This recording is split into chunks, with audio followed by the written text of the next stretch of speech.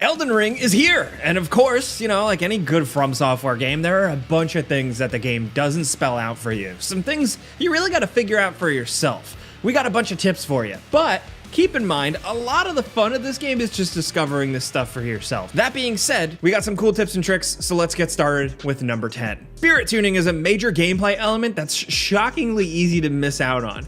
Outside Stormvale Castle, you can find a woman in a shack named Roderica. She seems like just another random FromSoft NPC, but she's actually one of the most important NPCs in the game, and completing her quest line unlocks an almost invaluable service. So what you want to do is talk to her, then go into Stormvale Castle and find an item off this pile of dead bodies next to the disgusting grafting room in the castle. Now return to her after finding this thing and keep talking to her until she says that she'll go to the round table hold. Now go talk to her there, and it seems like there's nothing else to it, but if you talk to the blacksmith, then he'll have new dialogue options saying that she'd make a good spirit tuner.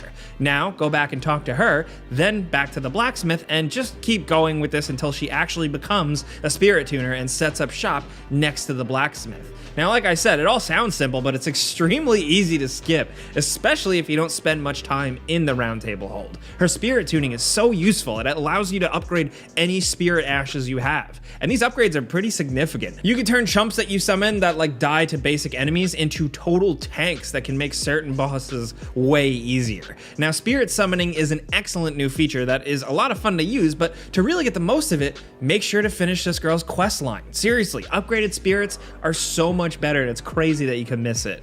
Next, over at number 9, like pretty much all these Souls type games, there are a few items you really want to find as early as possible. Unlike those games, it's possible to go dozens of hours in this game without finding these things because they're only held by very specific vendors that you can really easily pass up if you don't notice them. So we're just going to tell you a couple of them. Now, just to start, be sure to buy the torch from the vendor at the Church of Ella. You know, the one at the very start of the game. You might skip it thinking you'll just find one later, but don't count on that. Torches are great for seeing in the dark, but one item you really need is the lantern. Now, like in other games in this type of thing, it's a light you wear on your hip, allowing you to use both hands still in dark areas. There are a lot of dark areas in this game too, a lot of caves, so you need this thing. The earliest one you can get is from the merchant at the Isolated Merchant Shack checkpoint in the southwest of the Weeping Peninsula past the mausoleum. And two other essential items are either a crossbow or a bow, depending on your build. You know, having one of these can really just save your life, but they're both shockingly rare to find out in the wild. A very good crossbow called the Black Key crossbow can be found just by using the Stone Sword key door at the round table hold. It's behind the first of two of these doors in the area. There's a very good bow that can also be found relatively early too. In the underground region connected to the river well in the Mistwood area, look for a corpse under the stairwell to the Hollowhorn grounds. That's where you can get the horn bow. It's a great and easy to use one. Now, next over at number 8, there's a secret way to make the shockingly difficult first boss a lot easier. Now, the first real boss of the game is this dude named Margit, and he sucks right from the start. Like a lot of these types of games, like he's that first big roadblock, and you know, it can genuinely surprise some newcoming players and even some veterans. If you're struggling, don't worry, you're not the only one. Apparently, the developers realized how brutal he is, and they put a special item in the game to make it a little bit easier. To reveal how to get this thing is a bit of a spoiler, so if you don't want to be surprised, then know that there's an item you can buy from a vendor at the Murkwater Cave in the deep canal of the center of Limgrave. But if you want a more detailed explanation, then go into the cave and enter a suspiciously empty boss room. Open the chest inside and you'll get ambushed by a familiar face. Now beat on him enough and he'll give up, but don't kill him. Leave and come back and he'll open up a shop that you can access. Now the item you want to buy is this one. It's Margit's Shackle, which when used during the fight will chain the boss to the ground for several seconds so you can wail on him as much as you want. It only works a few times, so it's not just like an easy button, but if you save it for the second half of the fight when he gets crazy aggressive, it'll help you out. Next, over at number 7, there's something you should always consider doing before spending Remembrance. Now, if and when you finally manage to kill one of the Shard Bearers, the main bosses of the game, you get 2 things as a reward. A great rune that you have to take to a certain divine tower to gain its power, and a Remembrance, which is pretty much just a Lord Soul from Dark Souls. Now, so just like in Dark Souls, you can either immediately use the Remembrance to gain a ton of runes, or you can spend it to get one of 2 special items from the finger reader in the round table hold. Usually you can get one of the boss's weapons or a spell that lets you perform one of their attacks. There's nothing too surprising about any of this. You know, anyone who's played one of these games knows how this works, but before you decide to use up a remembrance for runes or buy a weapon with one, there's really something you should consider doing first. There is actually a way to duplicate these remembrances, which is obviously incredibly useful. You can get both boss weapons. You can just use them twice for the runes, do whatever you want. The actual way to do it is surprisingly easy as well. All you have to do is find these giant things called walking mausoleums. You might not even realize you can do anything with these guys, but it's actually possible to defeat them by destroying the glowing stones on their legs. Now, do enough damage to them and they'll fall to the ground, giving you access to their interior. Inside, you can find a tomb that allows remembrance duplication. You can only duplicate one per tomb, so you'll have to be selective about which ones you want to copy, but don't be too precious about them because there's more of these things than you might realize. The earliest one you can access is in the Weeping Peninsula to the south, but for a real treasure trove of those things, look in the northeast part of Liurnia, in the rockiness around north of the ruined labyrinth checkpoint. There's 2 more there and at least 1 more down in the actual lake area as well. So before using a remembrance, find these walking mausoleum guys and duplicate them. Next, over at number 6, the right ashes of war can turn the tide of battle in your favor. Now, we're not going to do a lot of gameplay tips here because there's, more than enough to talk about in this game without getting into that stuff, but there's one thing that we underestimated at the start of the game. It's the ashes of war. At first, we figured that they were slightly more modular versions of the weapon arts from Dark Souls 3, kind of cool novelty, but in practice, not always useful. But here's the thing. A lot of these things are incredibly good here. Like, with the right application of ashes, you can turn certain fights that seem almost impossible into a cakewalk. I'm mainly going for a combat build for our first go around here, so one of the things that we really started gravitating towards is the ground slam, where you jump up into the air and do a big butt stomp on your enemies. It looks ridiculous, but it's undeniably effective. It's an easy way to jump into the fight and do a ton of damage. It can't be interrupted, and because you jump in the air, most enemy attacks will just miss anyway. And that's just one example. Try out a bunch of these things when you get them and see what works for you, because these things are generally great. It makes refilling your FP meter actually something you'll want to do. Don't make all of your flasks healing ones, just keep at least 1 FP restoring flask so you can restore it when you need it, specifically if you're mostly a strength or dex build. Next, over at number 5, there are some very good talismans hidden in the dark corners of this game, but some of the best can be obtained almost right from the beginning. If you aren't afraid to die a few times, then there's some amazing stuff to get that can help you out for the rest of the game. The first is something that you can get literally at the start, in the Stranded Graveyard, the place where you start the game. If you use a stone sword key and remove the fog gate beside the very first checkpoint of the game, then you can enter this brutal, trap-filled dungeon.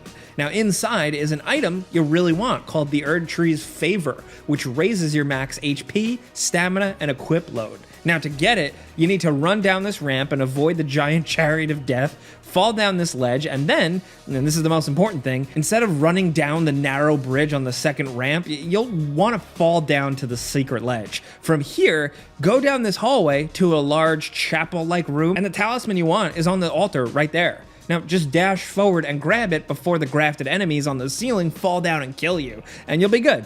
This is all easier said than done, of course, and will probably take a few tries, but it's totally doable. Now, the second item we wanted to highlight is the Blessed Dew Talisman, which causes your HP to gradually restore when you have it equipped. Now, outside of the obvious, what makes this so good is that it's strong enough to completely cancel poison damage. If you get poisoned and have this equipped, you won't lose any health, which is pretty awesome. To get this thing, go to this lonely guard tower in the Weeping Peninsula called the Tower of Return. You can find it southeast from the Lonely Merchant Shack checkpoint. Now, there's a teleport on this thing that'll take you directly into the heart of the capital, an area you normally wouldn't see until much, much later in the game. There's a very tough giant sentinel up here that you'll probably want to avoid. Just beeline for this little alcove containing the talisman, and then look for the teleport out of there. Now, both of these things may take you a few tries to get right, especially the Erd Tree's Favor, but they're totally worth it. And now at number 4, like in most of these games, you can perform gestures which are mostly for communicating in multiplayer or to just mess around, but they have some additional functions in this game. Certain puzzles and quests can only be solved by the proper use of emotes, like this one tower that tells you something about how good erudition is. Now, there doesn't seem to be any way to continue, but what you actually have to do is use the erudition gesture in front of the altar here, and a ghostly ladder will suddenly materialize. There's an even crazier one that has to do with the howling you can hear in the Mistwood. If you talk to the vendor in the Church of Ella, he tells you to do something at the source of the howling. Then if you go to the place where howling can be heard, and then use the finger snap gesture, a half-wolf warrior will appear, and he has an entire quest line you could potentially follow. So if you ever hit a dead end, look for the clues, and maybe an emote or a move like that is the solution. Now next over at number 3, illusory walls are back. Yep, the thing that we all love to hate returns in Elden Ring, and if you're curious how they work, here's a quick explanation. One of the most infuriating things about these games is how inconsistent the fake walls can be. In some games, they're revealed by attacking them. In some, you have to press the action button on the walls instead, and in some, they just aren't in the game at all. Now, we assume this game would have some, but it can take a very, very long time before you may actually find one. Certain players can probably go through the entire game without realizing these things are there. Thankfully, they work the classic way. Just attack a wall to reveal if it's fake or not. Certain fake walls even contain secret bosses behind them. So just remember that there are fake walls in this game. It just might take a real long time before you actually see any, but start swinging. You're welcome. Down at number 2, one of the nastiest status effects in this game is death. It works a lot like Curse did in previous Dark Souls games, but here at least all it does is cause instant death and doesn't lower your max health. If you're thinking the developers at From Software have gotten soft because of that, think again, because to make up for it, they made it so death can build up crazy fast, and the enemies that generate it are more aggressive than ever. Yep, the basilisks are back in this game, and they're even worse than before. These guys are probably the least horrible enemies that can cause death buildup. So you're really gonna want to get a talisman that can protect you. The Prince of Death's pustule can be found in a deep dark crevice in Stormvale Castle in a very secret little spot, and it's one of the few ways to resist instant death in this game. To get it, get all the way to the lift side chamber checkpoint in Stormvale, then exit the room and find a corpse sitting on a ledge. Now, the fall would kill you in any other Souls-like game, but this one, you can survive it, so fall down and platform your way down to the bottom of this area. There are a few rats and one really big nasty surprise waiting for you down there, but if you manage to deal with it, then your reward is this bizarre Squidman head that contains the talisman you want. Getting this thing ain't easy, but seriously, it makes certain later encounters much more manageable. Now down at number 1, there's a massive and secret quest line. If there's one thing From loves, it's secrets. This game contains, and we're not exaggerating here, one of the most elaborate, complicated, and in-depth secrets we've ever seen in a game. It's really next level stuff, and it's all about uncovering the conspiracy at the heart of the game's story. Now remember where you fight that giant squid man? It's essentially here. Nearby, you can find a bloodstain that shows someone that seemed to be getting killed or something, but they may look somewhat familiar. The guy in the bloodstain is actually Sorcerer Roger, a guy you can meet in the church in Stormvale and later is found in the Round Table Hold. You can question him about the corpse and he tells you a bit about it, but things mostly stop there unless you randomly decide to talk to the mysterious woman in the Round Table who will hold you for a temporary status boost. If you talk to her after talking to Roger about the corpse, she'll talk to you in secret about a special knife called the Black Knife Print that was used to kill the first demigod. She gives you a map to its location, which is incredibly vague, but it's actually pointing to a spot in the northeast of Liurnia near the minor Erd tree called the Black Knife Catacombs. Inside, you need to find a fake wall leading to a bonus boss called the Black Knife Assassin.